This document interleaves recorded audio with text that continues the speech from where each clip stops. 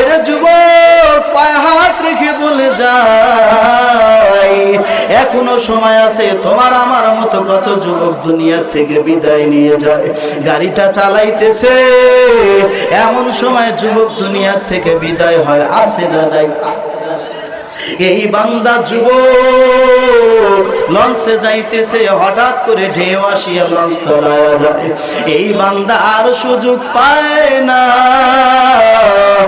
ওই আল্লাহর বান্দা ওই যে জান্নাতের সুন্দর দৃশ্যটা দেখা যাচ্ছে, জান্নাতে কোনো দেখা যায় না, কিন্তু গাছটা দেখা যায়।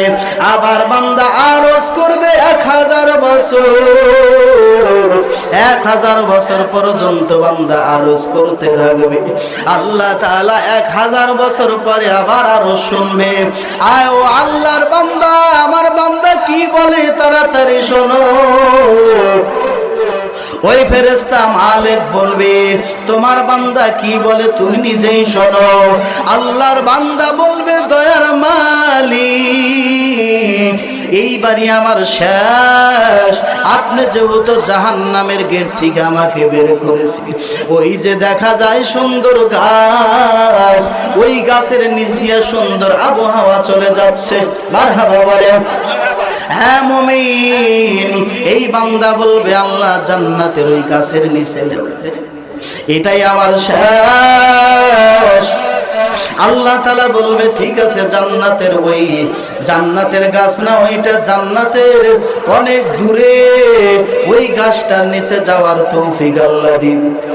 এরপরে বান্দা চাইতে থাকবে, দেখা যাবে জান্নাত। এই বান্দা চাইতে থাকবে, ওই যে জান্নাতের নাজ নিয়ামত ভোগ করতেছে। সুবহানাল্লাহ বলে। এই বান্দা আবার আরজি পেশ করবে। এরপরে বান্দাকে বলা হবে, বান্দা তুমি না বারবার ওয়াদা খেলাপ করো, বলবো যে আর আমি চাবো না, এরপরেও তো তুমি চাও। বললে আমার এইবার শেষ, এইবার আমার শেষ, আমি ওই জান্নাতে যেতে চাই। সুবহানাল্লাহ। আল্লাহ তাআলা জানাইবে, তোমার যে অবস্থা, এইভাবে জান্নাতে যাওয়া যাবে না। ওই যে নদী আছে, ও ফেরেশতার দল,